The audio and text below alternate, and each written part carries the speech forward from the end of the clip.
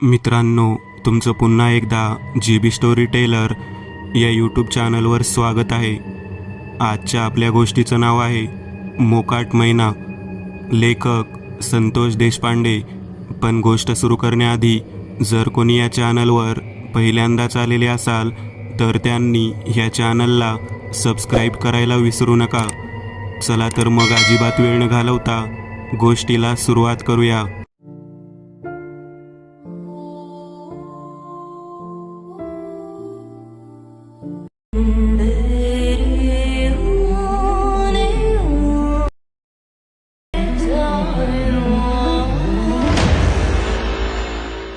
आडत व्यापारी यांच्या त्या दुकानाच्या मागच्या बाजूलाच आमच्या मित्रांचा बसण्याचा ठिय्या होता.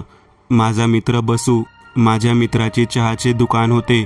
यात्रेच्या वेळेला त्या ठिकाणी खूप मोठी गर्दी होत असे. 4-5 दिवस अगोदर जागा धरण्यासाठी व्यापारी मंडळी त्या ठिकाणी तंबू टाकत होते. आता अशी परिस्थिती होती की तंबू टाकल्यानंतर साहित्य आणल्यानंतर तेथे झोपावं लागत होतं. आम्ही तिघेजण बसूसोबत झोपायला जात होतो. बसू या वेळेला केवळ चहाचे दुकान टाकणार नव्हता, तर भजी आणि बटाटे वडे हे सुद्धा विकणार होता. आमच्यासोबत तो काम करणार होता. आम्हाला सुद्धा यात्रेमध्ये चांगले पैसे मिळतील याची अपेक्षा होती. परंतु यात्रेला 3 दिवस अवकाश असताना अगोदरच त्या व्यापार कमिटीच्या मैदानामधील चिंचेच्या कठड्यावरती झोपण्याची वेळ आलेली होती. बसूला त्याची आई म्हणाली, "लेकरा, कधी रात्री झोपायला गेला नाहीस तिकडे. आज पहिल्यांदा चालला आहेस, काळजी घे." व्यापारी कमिटीची जमीन पूर्वी स्मशानाची जमीन होती असं लोक म्हणतात. त्यामुळे रात्री अपरात्री एकटं कुठेही जाऊ नकोस. तेव्हा बसू तिच्याकडे पाहत म्हणाला, "माझ्यासोबत पिंट्या आणि बाळ्या 2 जण आहेत. तू काही काळजी करू नकोस. आम्ही 3 जण साहित्यासह तिथे झोपणार आहोत. बाळ्या आहे म्हटल्यानंतर काहीच काळजी नाही. तो चांगला मुलगा आहे. पिंट्याबद्दल जरा मला संशय येतो." तेव्हा बसू आईला म्हणाला, "बाळू जसा चांगला मुलगा वाटतो तसाच पिंट्यासुद्धा आहे. तू काळजी करू नकोस. 2 जण मला सारखेच आहेत." आईचं बोलणं झाल्यानंतर बसू आमच्यासोबत झोपायला आला. बसू माझ्याकडे पाहत म्हणाला, "बाळू, माझ्या आईचा तुझ्यावर खूप विश्वास आहे." मी बसूला म्हणालो, "का? पिंट्यावर नाही का? पिंट्या दारू पितो म्हणून आईचा विश्वास अजिबात नाही वाटतं त्याच्यावरती." तेव्हा बसू म्हणाला, "तसं नाही. तुझ्याबद्दल आईला खूप बरं वाटतं. तू खूप छान मुलगा आहेस असं तिचं म्हणणं आहे." बसूसोबत बोलणं झाल्यानंतर आम्ही त्या चिंचेच्या कठड्यावरती झोपलो. छोटा 100 वॅटचा बल्ब होता आणि त्याच्या उजेडामध्ये दूरवर त्या कठड्यावरती आम्ही पडलेलो होतो. शौकत म्हणायचा पानाचा व्यापारी रात्रीतून येणार होता. तो म्हणाला, "मी 12:30 नंतर येणार आहे. मोठी पानाची गाडी येणार आहे. या बाजूलाच पानाच्या कवळ्या उतरवून घ्यायच्या आहेत." तेव्हा शौकतला आम्ही म्हणालो, "तू रात्री एकटा येणार आहेस का अजून कोण आहे?" शौकत म्हणाला, "माझ्यासोबत माझा भाऊ रेहमानसुद्धा आहे, पण 100 कवळ्या आहे. तुम्ही मला उतरवू लागताल का? मी प्रत्येक कवळीचे 10 रुपये तुम्हाला देईन." आम्ही त्यासाठी तयार झालो. शौकत आमच्याकडे पाहत म्हणाला, "रात्री अजिबात झोपू नका बरं का. या भागातून रात्रीतून एक मुलगी फिरत असते असे ऐकलं आहे." मी तेव्हा शौकतला म्हणालो, "काही पण बडबडू नकोस. उगाच रात्री आम्ही इथं थांबत आहोत म्हणून भीती घालतोस काय आम्हाला?" तेव्हा शौकत म्हणाला, "तसं नाही मित्रांनो.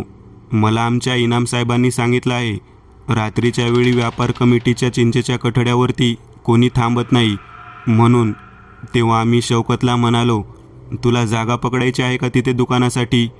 शौकत म्हणाला, "एवढं मोठं पटांगण आहे आणि या संपूर्ण मैदानामध्ये केवळ हीच जागा मला हवी आहे असं वाटतं का? माझी पानपट्टीची विक्री आहे. कुठेही मी विकू शकतो. तुम्ही मनात असं आणू नका."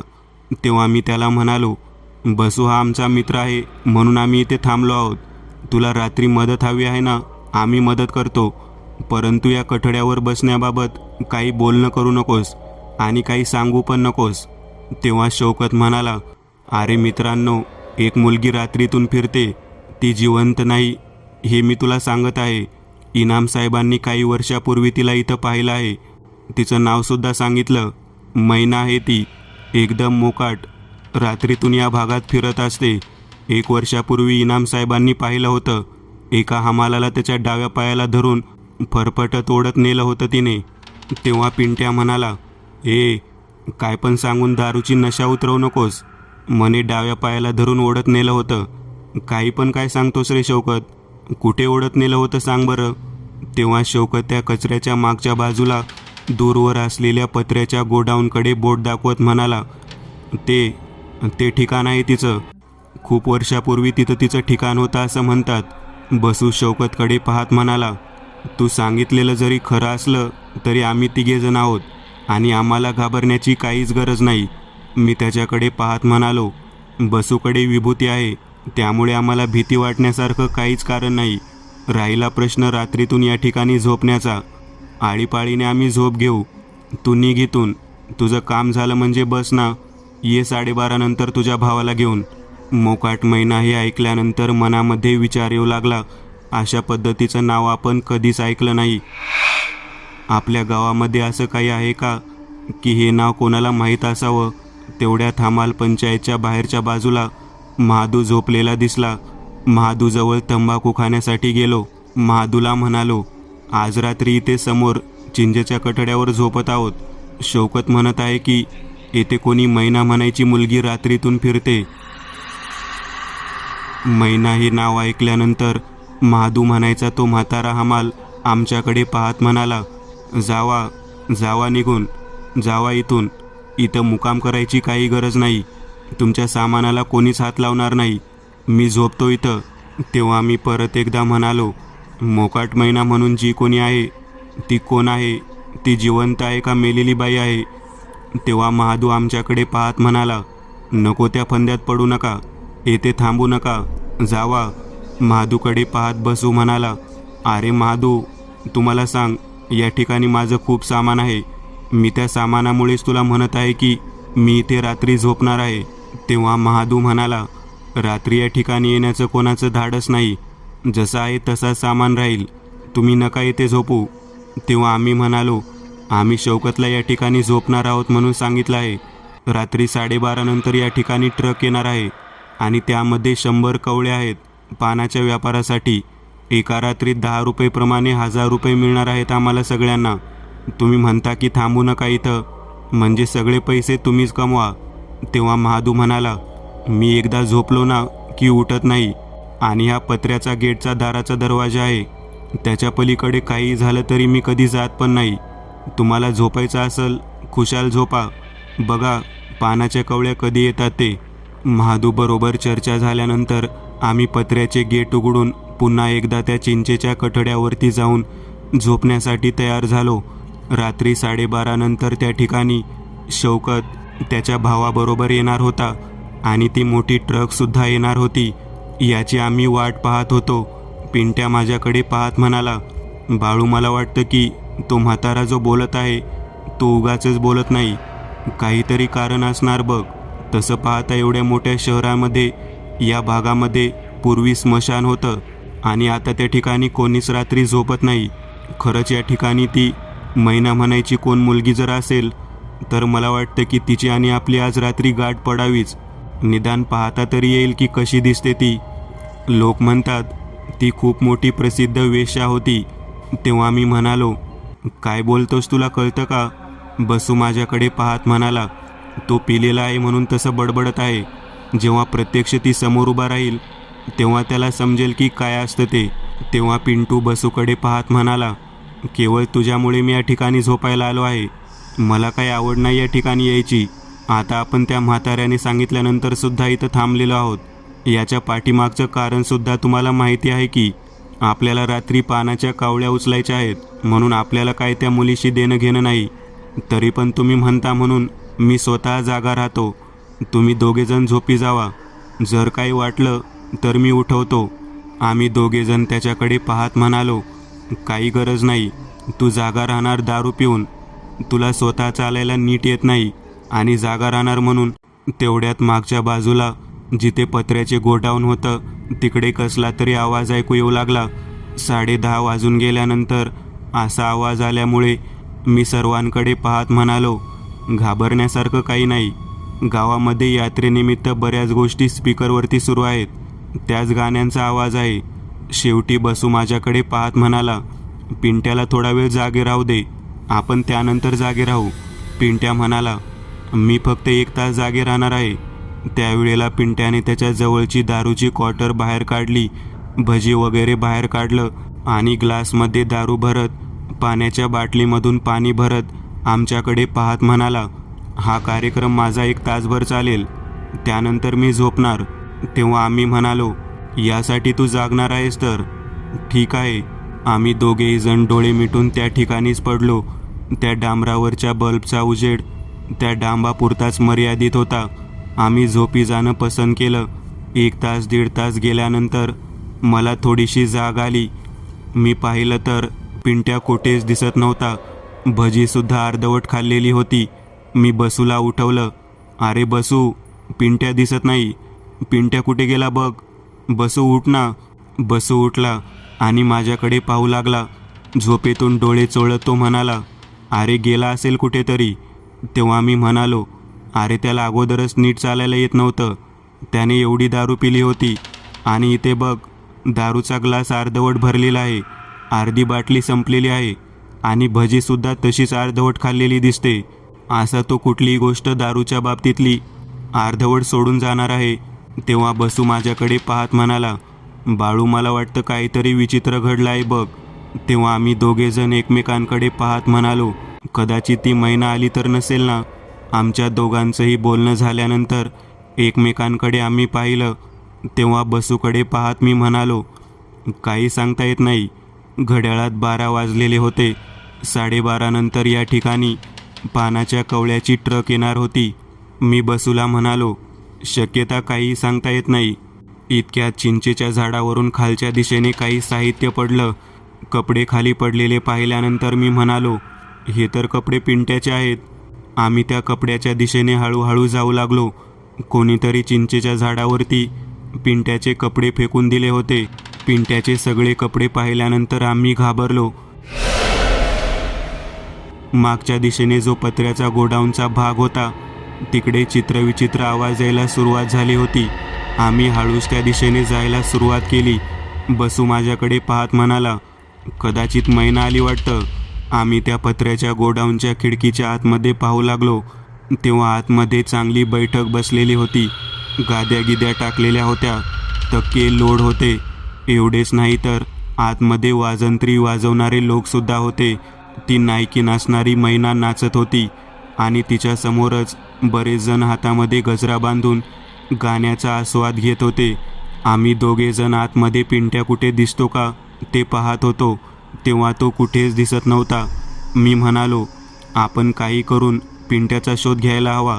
या अगोदरसुद्धा एका हमालाला या पद्धतीने त्या मैना म्हणायच्या वेश्याने चांगल्या रीतीने जीवानिशी घालवलेला आहे. इतक्यात आमचं लक्ष मागे असलेल्या चिंचेच्या झाडावरती गेलं.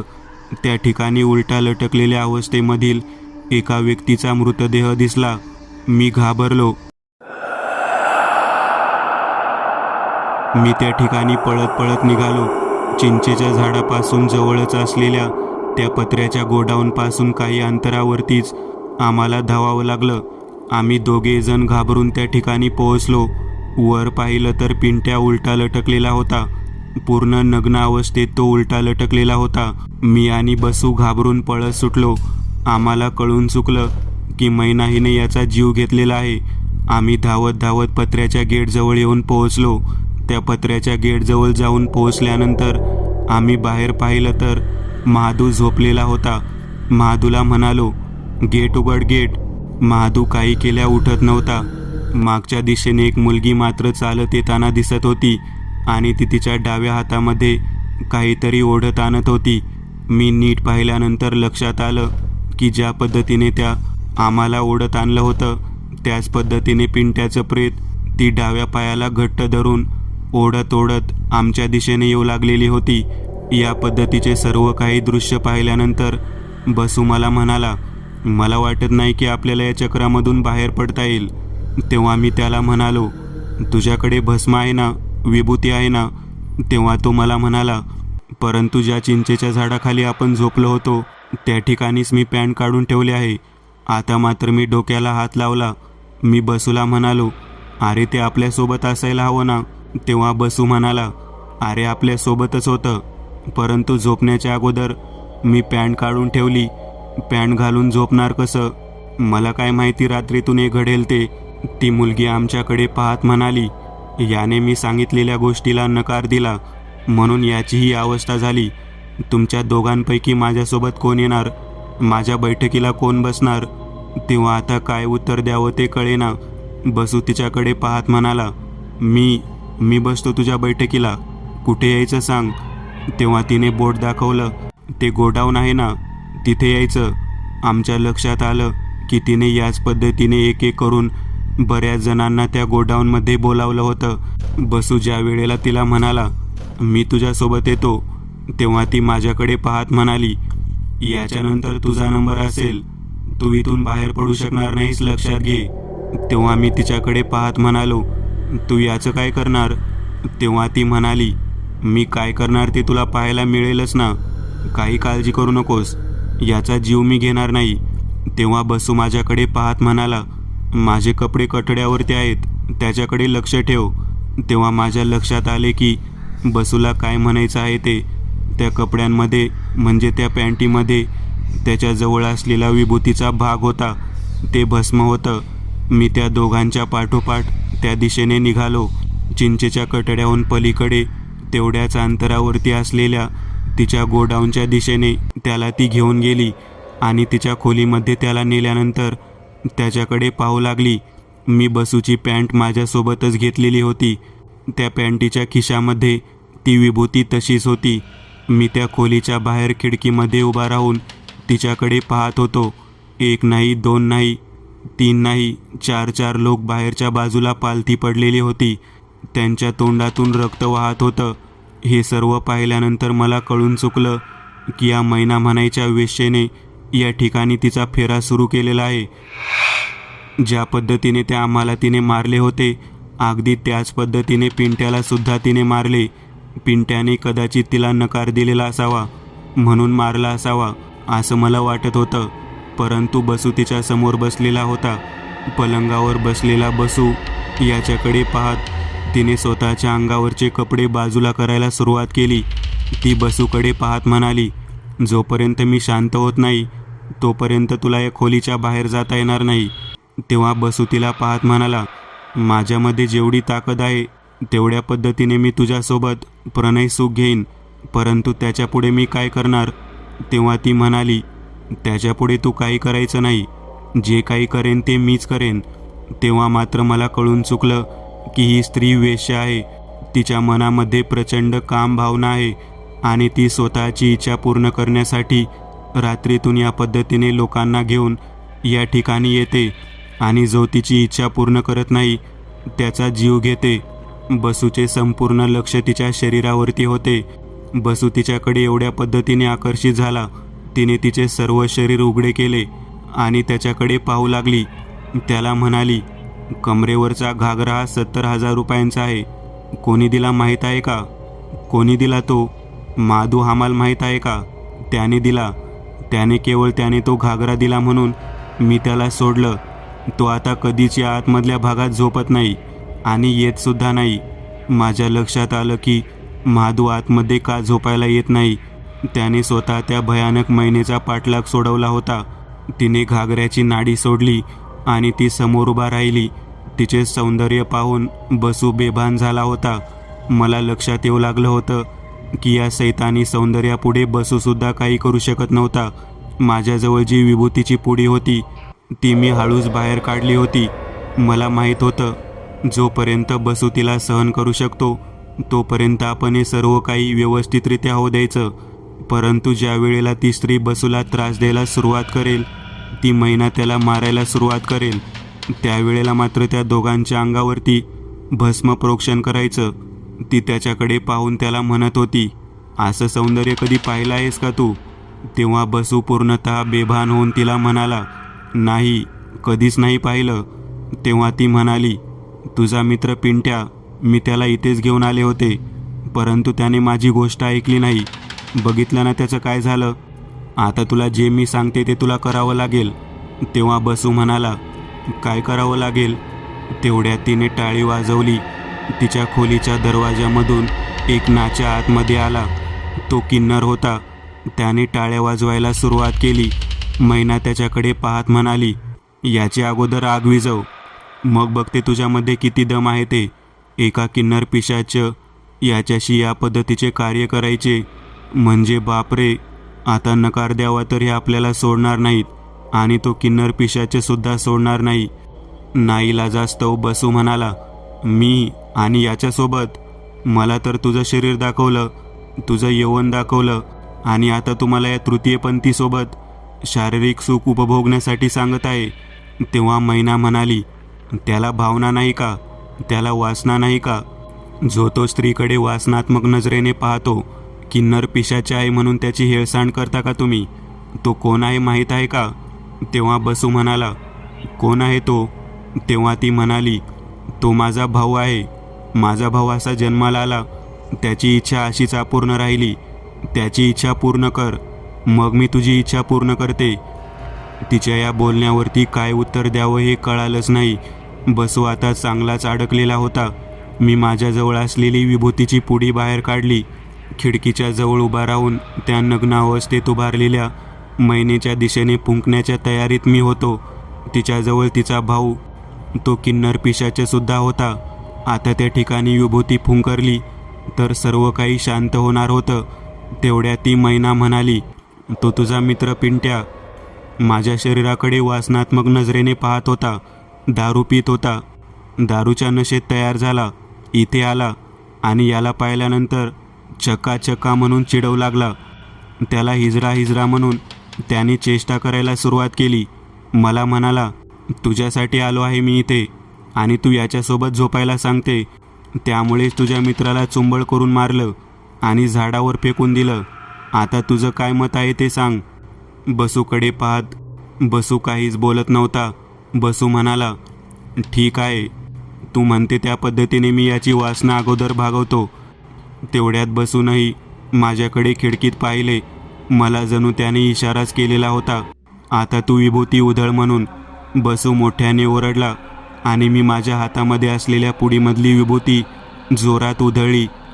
बसू बम बम भोले, हर हर महादेव म्हणून मोठ्याने देवाचा गजर करू लागला. त्या पांढऱ्या शुभ्र विभूतीमध्ये ते समोर उभे असलेले दोन्ही पिशाचे लपले गेले आणि तिथेच एक मोठ्यांदा किंचाळण्याचा आवाज सर्वत्र घुमू लागला. त्याच वेळेला मागच्या बाजूने मोठी ट्रक आलेली दिसली. शौकत आणि त्याचा भाऊ रहमान त्या ठिकाणी आलेला दिसला. त्यांनी तो ओरडलेला आवाज पाहिला. ते धावत धावत तिकडे आले. आतमध्ये त्या गोडाऊनच्या संपूर्ण भागात मैना म्हणायच्या त्यावेळेसचा आवाज सर्वत्र घुमत होता.